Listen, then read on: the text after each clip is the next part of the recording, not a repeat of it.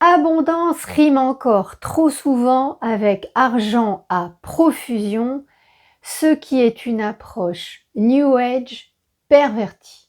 L'abondance, elle devrait plutôt être appréciée au regard de la cohérence que l'on arrive à mettre en place entre ses besoins et objectifs profonds d'une part et leur satisfaction associée au bien-être que cela nous procure d'autre part. Et le baromètre, il devrait être à l'appui de ces éléments. Alors aujourd'hui, je vous propose d'aborder ce sujet de l'abondance avec une approche spirituelle à l'appui de 4 points clés, suivis d'un message des guides. Bonjour Stéphanie, bienvenue sur la chaîne Les Pansements de l'âme, une chaîne pour t'accompagner sur le chemin de guérison de ton âme. Je partage ce que j'ai reçu et j'invite chacun à exercer son libre arbitre et son discernement. Et maintenant, c'est parti! Alors, premier point clé, l'abondance permet-elle d'accéder à la plénitude, à la réalisation de soi? Eh bien, en réalité, c'est l'inverse. C'est l'accès à une forme de plénitude et de réalisation de soi qui permet d'accéder à l'abondance.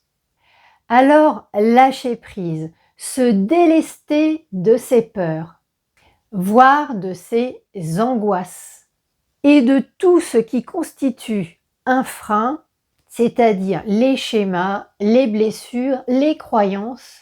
Cela permet d'accéder à une liberté de l'être. Cela va favoriser une expression pure de cet être et sans entrave, il accède à l'abondance. Deuxième point clé, quelle définition spirituelle peut-on donner à l'abondance? Alors en réalité, l'abondance est un accès libre à toutes les ressources divines et à ses déclinaisons.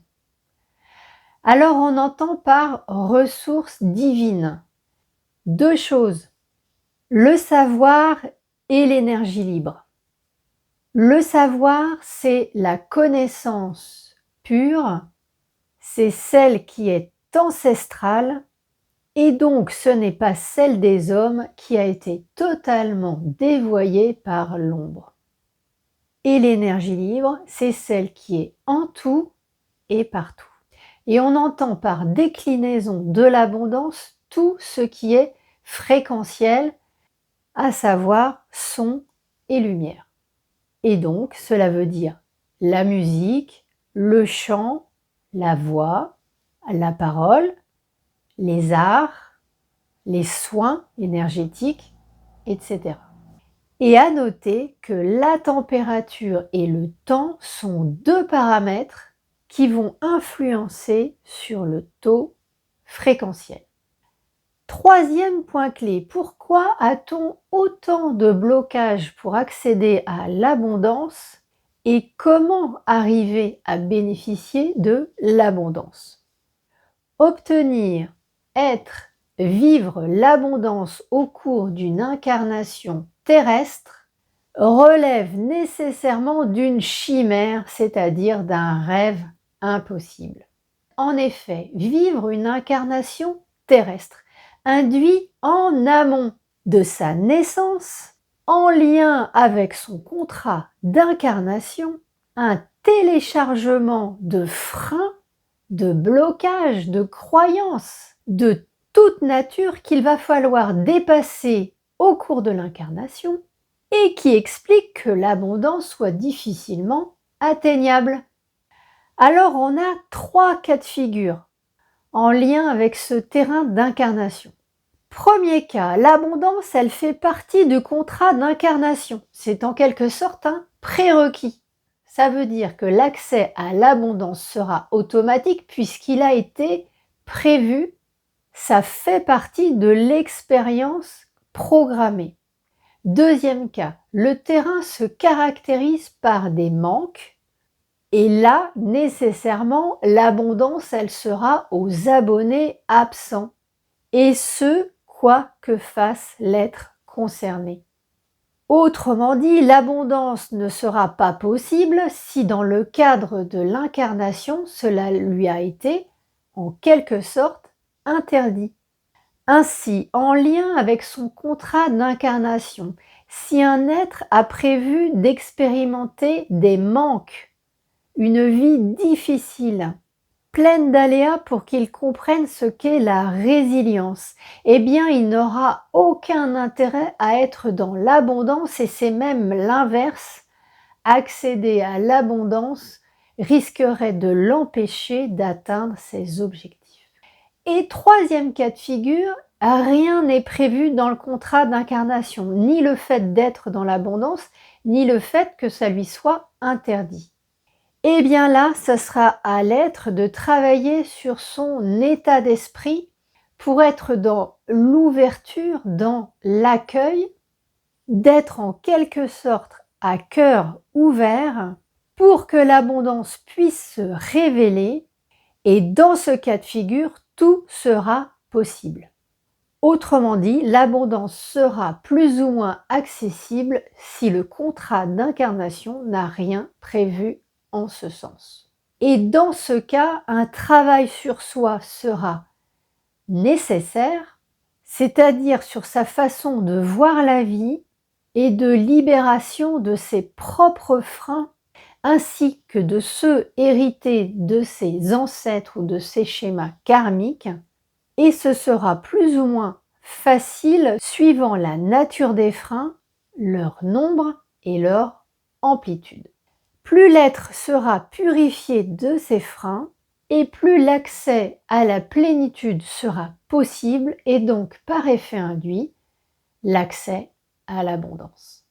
Et quatrième point clé, comment accueillir l'abondance et bien la vivre lorsqu'elle se présente. Alors en réalité, ce qui est important, c'est d'être aligné avec ce que l'on est, avec son chemin de vie et ce, quel qu'il soit.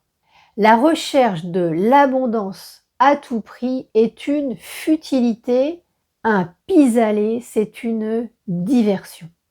Et cela ne peut en aucun cas être une fin en soi.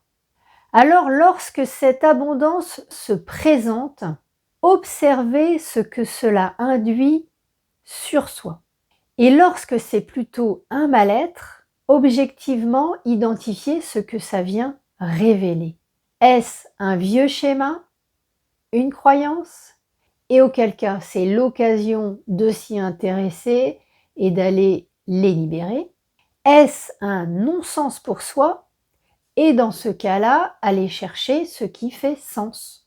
C'est ainsi qu'on a chaque année des cadres, des personnes qui sont extrêmement intégrées socialement, avec des revenus importants et qui prennent la décision de tout lâcher, de tout vendre pour aller s'installer à la campagne, vivre plus chichement, mais être beaucoup mieux dans leur peau. Et cela nous amène au message des guides qui est pour partie ce que je vous ai dit en introduction. Abondance rime encore trop souvent avec profusion d'argent, ce qui est une approche New Age pervertie. L'abondance, elle devrait plutôt être appréciée au regard de la cohérence que l'on arrive à mettre en place entre ses besoins et objectifs profonds d'un côté et leur satisfaction et le bien-être que l'on peut en tirer d'autre part, et le baromètre y devrait s'appuyer sur cette cohérence. Ainsi, je suis dans l'abondance, et bien mes besoins de sécurité, d'évolution, de santé, de bien-être, etc., ils sont satisfaits. Eh bien, indirectement, cela veut dire que je suis dans l'abondance. Et on n'est pas sur une approche financière. Donc, la référence ne devrait pas être d'avoir beaucoup, mais d'avoir ce qui est juste pour soi, pour être bien. Et donc, l'abondance adaptée à soi-même est celle qui réalise une chorégraphie parfaite de tous ses paramètres de vie avec les attendus de son contrat d'incarnation. Voilà pour la vidéo d'aujourd'hui. Je vous remercie pour votre assiduité. Je vous invite à liker la vidéo pour l'algorithme, à me faire part de vos commentaires et de vos questionnements sur ce sujet ou plus largement, et vous invite à vous abonner et à activer les notifications. À très vite!